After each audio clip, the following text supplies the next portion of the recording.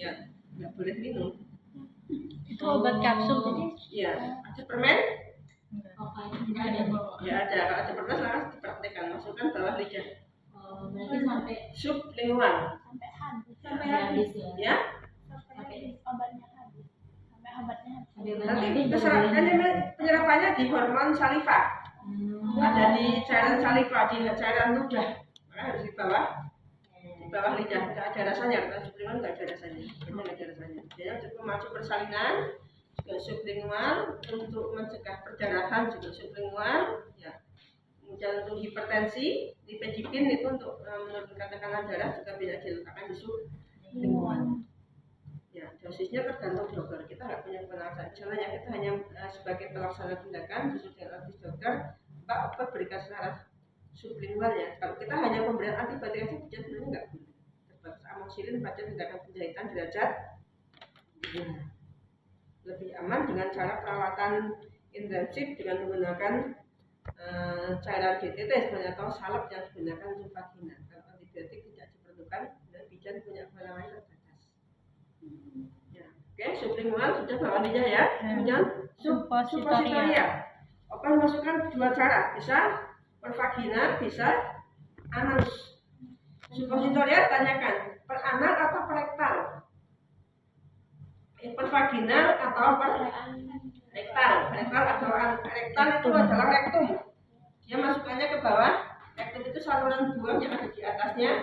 Anus itu kan rektum. Anus masukkannya rektum. Ya, rektal. Ya, itu masukkan ke situ. Ya, itu juga untuk obat-obat yang sifatnya untuk menghentikan perdarahan atau untuk obat perangsang persalinan juga bisa secara rektal. Rektal berarti masukkan ke anus. Bentuknya obatnya seperti peluru, seperti kapsul. Obatnya kan seperti itu. Tapi bisa panjangnya sekian. Suppositoria kan bisa panjang sekian. Tapi ujungnya hanya tumpul seperti peluru. Ya. Pernah lihat peluru kan? Iya. Dimasukkan ke dalam anus ya, kita harus menggunakan handphone ya. Kemudian masukkan, posisikan panjang, posisi litotomi atau sim, miringkan ya. Kalau posisi litotomi kadang pasien sedang ingin mengejam. Kalau saya biasanya kalau suppositoria pasien dimiringkan ya. Saat memasukkan kita tetap pastikan dengan lampu sorot, buka anus dengan tangan kiri ya, kemudian masukkan, dorong obat sampai seluruhnya masuk ke anus.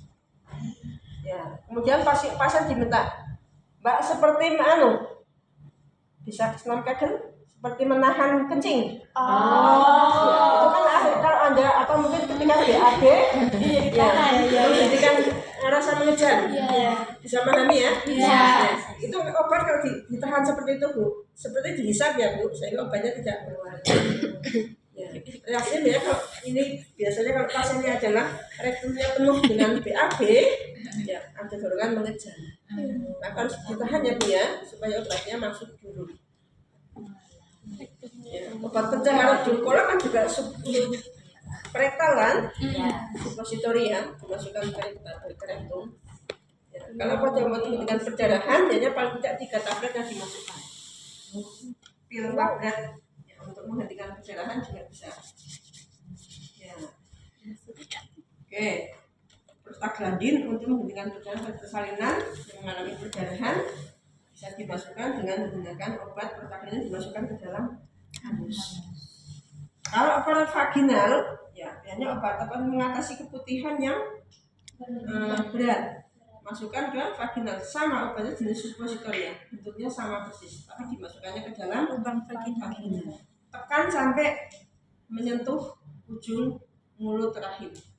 Di tangan kita bisa masuk kurang lebih, dorong obat bisa lebih seperti kita VT. Masukkan obat kita juga seperti ini, kemudian setelah obat masuk, dorong dengan satu jari tangan kita sampai obat benar-benar masuk, agak ditahan terlebih dahulu, pastikan benar-benar obat tidak keluar lagi. Karena vaginal lebih luas lebih kendor daripada anus. Kemudian pertahankan posisi pasien dan masih litotomi dulu, jangan diminta buru-buru terlentang. Karena kadang pasiennya kemudian karena pergerakan bisa obatnya patut keluar. Litotomi tapi diminta ibu kakinya mingkup ya Bu ya, menutup ya Bu, sehingga agak digempit ya Bu ya.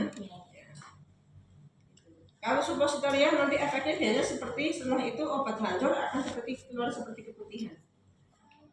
Ya, agak basah biasanya keluar keputihan.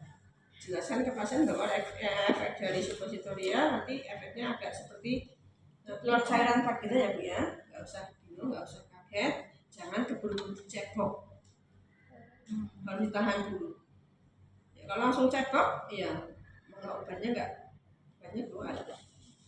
Hasil ya, pada orang keputihan atau porsio yang mengalami mulut rahim yang mengalami luka erosi itu obatnya adalah suppositoria vaginal. Bisa dipahami gambarannya? Bisa. Oke, ya. Saya kira itu untuk hari ini. Ada yang lagi